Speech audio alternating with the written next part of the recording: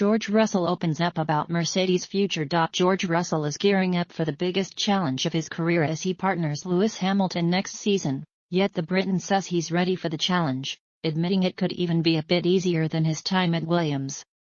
After months of speculation earlier in the year, it was finally announced ahead of the Belgian Grand Prix that Russell would be making the move to Mercedes to replace Valtteri Bottas.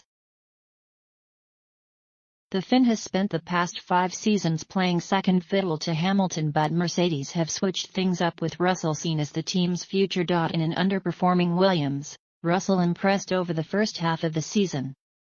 Scoring his first points in Hungary, he then went on a stunning run of form by qualifying on the front row at the rain-hit Belgian Grand Prix, just a week after receiving the call from Mercedes boss Toto Wolff.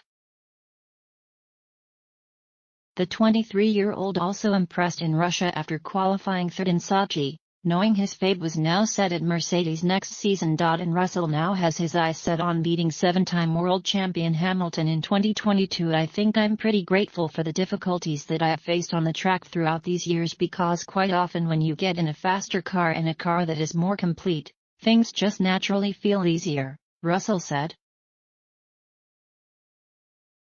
For us, we've had so many limitations, whether it's been trying to get the tires in the right window, the brakes in the right window, following other cars has been incredibly difficult, really fighting and battling to hold on for positions when a car is faster. Often everything seems good.